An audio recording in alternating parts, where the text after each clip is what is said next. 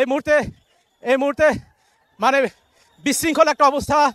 পুলিশের সাউন্ড গ্রেনেডও কিন্তু শব্দ আমরা শুনেছি এবং শাহবাগে যে অবস্থান কর্মসূচি ছিল শিক্ষার্থীদের, সেখান থেকে কিন্তু শিক্ষার্থীরা লাইভ শুরু হয়েছে। সাউন্ড গ্রেনেড কিন্তু দফায় দফায় এখানে সাউন্ড গ্রেনেড ফুটতেছে।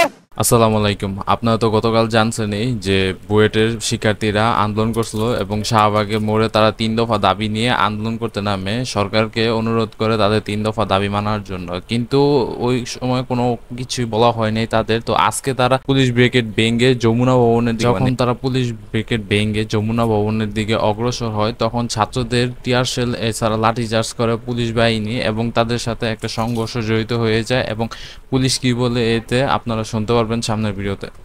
এখানে পুলিশের সাথে কিন্তু শিক্ষার্থীদের একটি মুখোমুখি অবস্থান এবং শিক্ষার্থীরা কিন্তু শাহবাগে ছিল এবং সেই জায়গা থেকে পরবর্তীতে তারা যে আলটিমেটামটা দিয়েছে সেই আলটিমেটাম অনুযায়ী সরকারের তরফ থেকে কোনো ধরনের কোনো আশ্বাস বা কোনো কথাবার্তা বা কেউ না আসার কারণে কিন্তু পরবর্তী যে কর্মসূচি ছিল সচিবালয় ঘেরাও, আর সেটির জন্য কিন্তু শিক্ষার্থীরা শাহবাগের যে ব্যারিকেড ছিল সেই ব্যারিকেড ভেঙে তারা কিন্তু সচিবালয়মুখী হওয়ার যখন আপনারা তো দেখতেই পারলেন যে পুলিশের সাথে ভালো একটা সংঘর্ষ হয়েছিল, বুয়েটের ছাত্রদের ভালো একটা সংঘর্ষ হয়েছিল। তো পুলিশ বলছিল যে তাদের একটা শান্তিপূর্ণ মানে মিছিল করার জন্য বা আন্দোলন করার জন্য, তারাও শান্তিপূর্ণভাবে আন্দোলন করতেছিল, কিন্তু কিছুক্ষণ পর হঠাৎ করে পুলিশ যখন চলে যায় তখন তারা উল্টো দিকে মানে যমুনা ভবনের দিকে যাওয়া শুরু করে এবং পুলিশের ব্রেকেট ভেঙে ফেলে। তখন এই ছাত্রদের উপর পুলিশ লাঠিচার্জ এছাড়া টিয়ার শেল নিক্ষেপ করতে শুরু করে, এছাড়া ছাত্রদের একটা ছাত্রভঙ্গ হয়ে যায় এবং পানিও নিক্ষেপ করে ওই যে ফায়ার সার্ভিসের লোক এসে। তো বিরোধ করে ওখান থেকে আস্তে আস্তে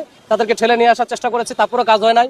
এরপর আমরা ওয়াটার ক্যানন নিয়ে এসে পানি মেরে হালকা ডিসপার্স আমরা করেছি, করার পর ওখান থেকে নিয়ে আসা পরে যে এখানে এখন হচ্ছে ব্লকের বাইরে চলে আসছি। এরা এখানে অবস্থান নিচ্ছে, আমাদের বেশ কয়েকজন গুরুতর আহত হয়েছে, তারা প্রচুর ইট মারছে। আর যে তাদের কাছে যে হেক্সা চাকু টাইপের ছিল, এটা কয়েকটা জায়গায় আমাদেরকে মারার কারণে আমাদের কয়েকটা ছেলেবেলে কিন্তু এখন গুরুতর আহত। এবং আমার এখানে দেখছেন যে আমার এখানে ব্যাপক আকারে মানে লাগছে, আমি যেহেতু সামনে ছিলাম তো ইচ্ছা মতো মারছে। তো দেখতে পারলেন